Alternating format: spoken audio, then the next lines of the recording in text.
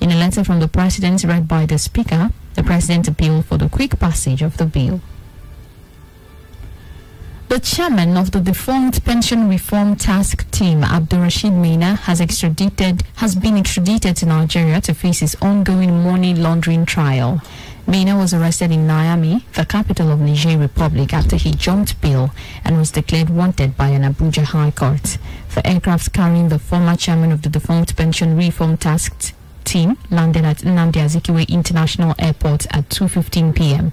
The Commissioner of Police in charge of Interpol, Garbo Mao, told reporters that Maina was brought back to Nigeria on the directive of the IGP, Mohammed Adamu.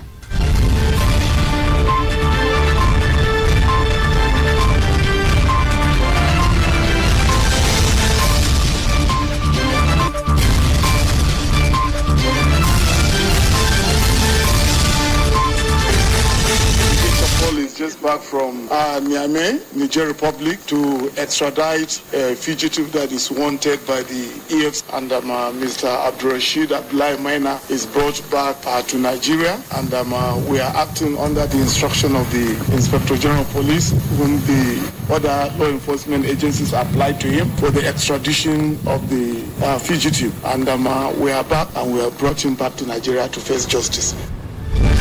Maina is standing trial for alleged money laundering to the tune of 2 billion naira. He was said to have stopped attending his trial since September 29, 2020. Senator Lindume, who stood as surety for Maina, was remanded in prison by a court before he was eventually granted bail on November 27. Elsewhere, the Nigeria Police Force (NPF) has filed a suit at the Federal High Court in Abuja, seeking an order to stop the judicial panels of inquiry set up by state governors to probe allegations of police brutality and human rights abuses of the disbanded Special Anti-Robbery Squad and other police tactical units.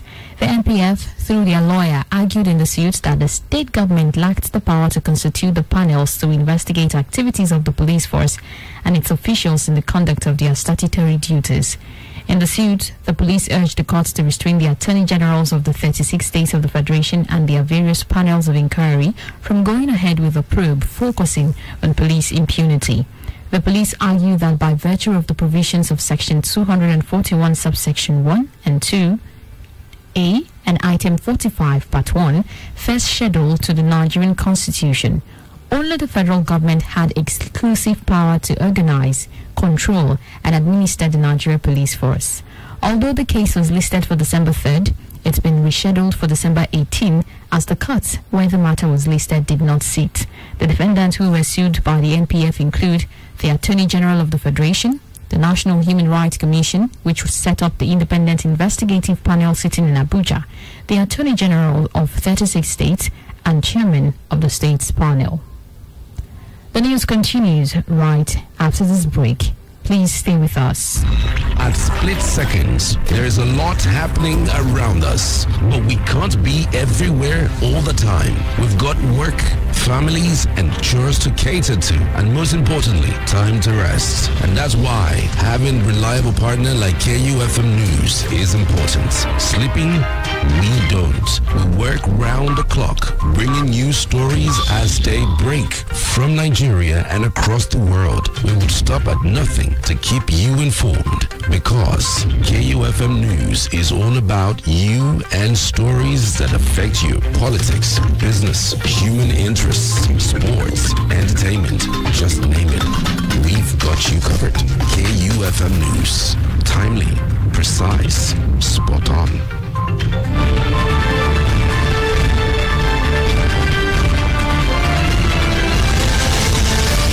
Thank you for staying with us. You're welcome back. It's still News Dawn, and now we move to Cross River State, where the governor, Professor Ben Ayade, has launched a special operation codenamed Operation Akpapu to flush out criminals from the state, especially kidnappers. Speaking at the event, Governor Ayade said though statistics indicate that the state remains one of the safest in the country, he decried recent incidents of criminality, especially kidnappings in the state.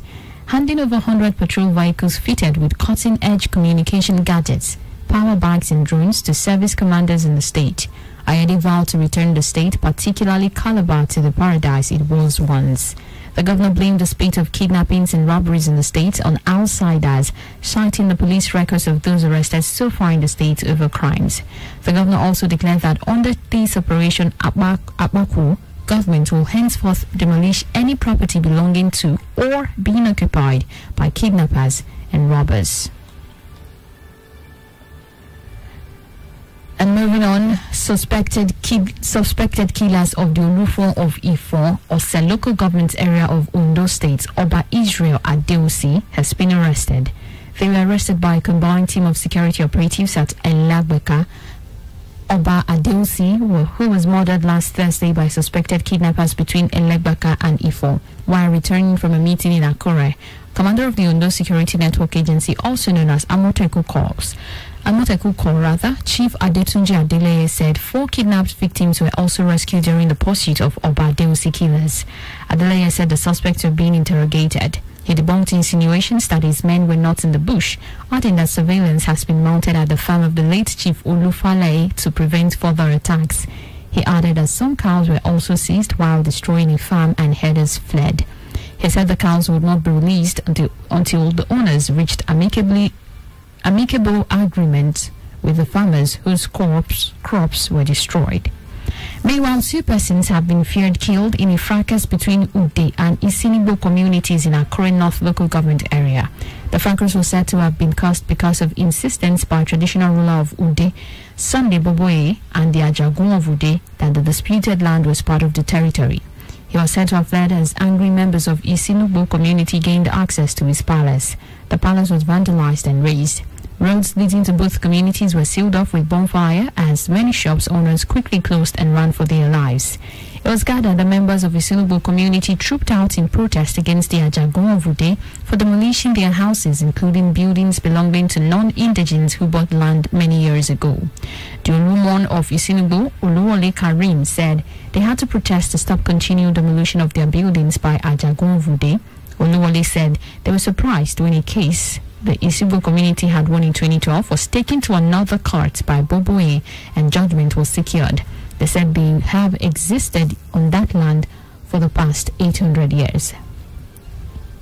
And moving to Lagos, where the governor Babajide Sanwo-Olu on Thursday presented 10 million naira each to the wives of 6 officers killed during the aftermath of the EndSARS protest. Sanwo-Olu's gesture was in fulfillment of his earlier promise during a meeting with police officers at the State Police Command. The late police officers are Yaro Edward, an Assistant Superintendent of Police, ASP, Inspector Ayodeji Erifolami, Inspector Aderiegbe Adegbero, Inspector Samson Ehibo, Sergeant Bejide Abiodu, and Inspector Igochi Colinius. During the event tagged Lagos Security, Resilience in the Face of Adversity, and organized by the Lagos State Security Trust Fund, LSSTF, the Lagos State Governor also awarded scholarships to the children of the deceased officers up to the university level.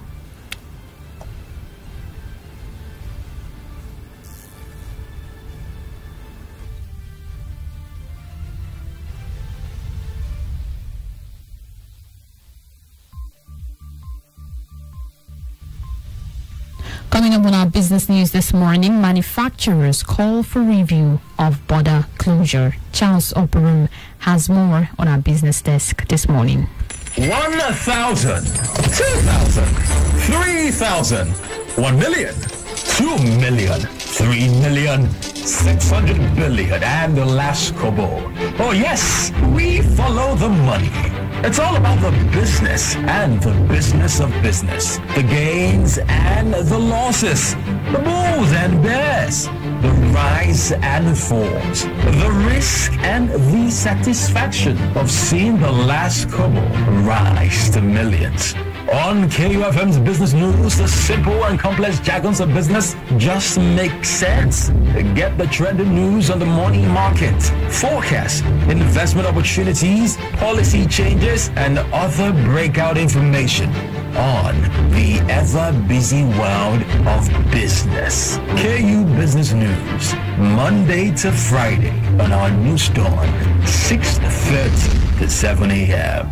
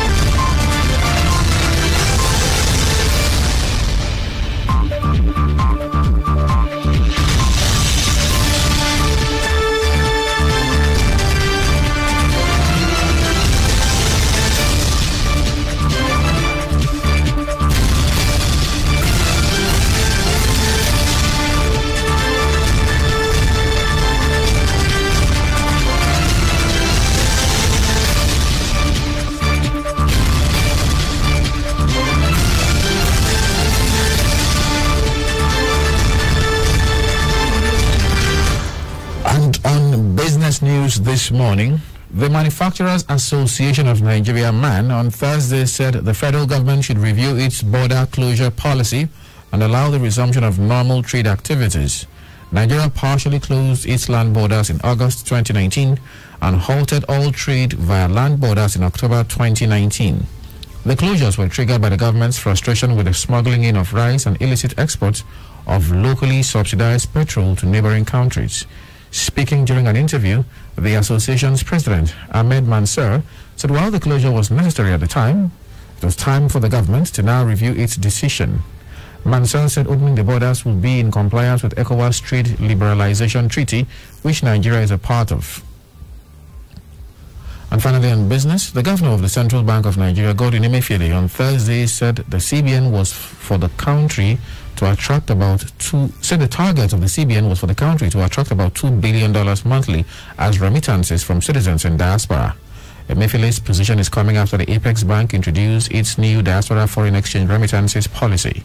The CBN boss told journalists during a press briefing on the new policy in Abuja that countries that had similar demographic features with Nigeria, such as Pakistan, often received about $2 billion monthly from their citizens in diaspora. Emefiele noted that should the $2 billion monthly target be met, deposit money banks would, after some time, have no need of calling the CBN to fund their commercial operations. He declared to Nigerians both at home and in the diaspora that the policy of recipients receiving their monies from abroad in Naira would soon change. He noted that in a bid to block any loophole to manipulate the policy, the CBN had ordered all deposit money banks to close all their Naira general ledger through which the Naira remittances were hitherto being carried out. And that's it on business. Over now to sports, where Arsenal thrash Rapid Vienna to reach last 32 of UEFA Europa League. Egosa Egbeka has more in our sports bulletin this morning.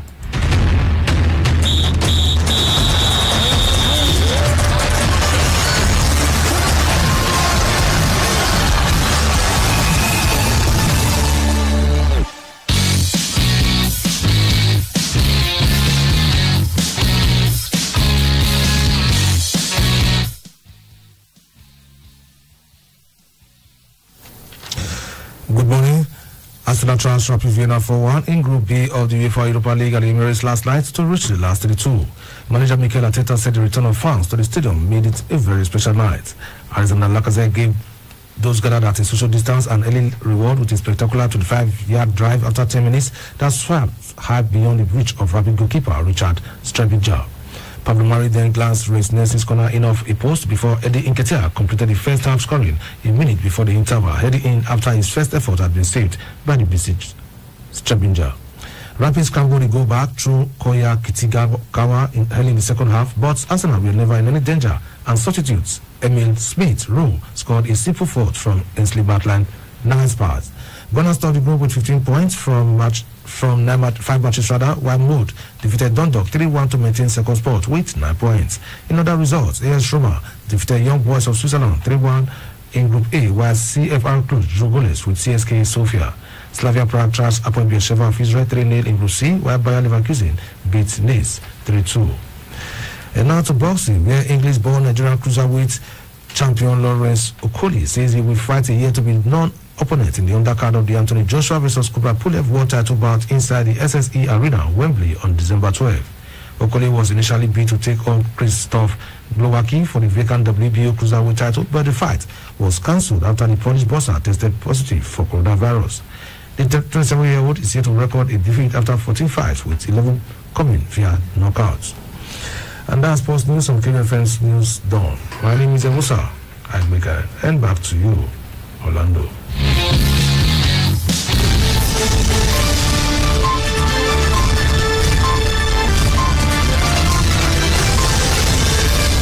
Thank you so much, Egosa.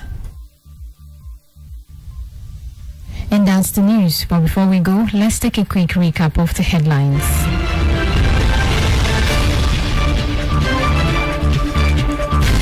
On the news this morning, we told you that Governor Godwin Obaseki has frowned against quackery in the engineering profession, and also Senate seeks adequate funds for purchase of COVID-19 vaccine. And finally, on Newsstand this morning, House of Reps creates standing committee for Niger Delta host community. Do remember that the continued unity of Nigeria is a collective responsibility. Be sure to play your part. Do not forget you can listen to us anywhere in the world, either by visiting our website at www.kufm.net or download our mobile app from the Google Play Store. Remember, we're also live on YouTube at KUFM Nigeria, and you can also listen to us on RadioGuardian.com. KUFM's News Dawn was produced by Nusahai Owadiai. I am God's Love Orlando, saying thanks for listening and good morning.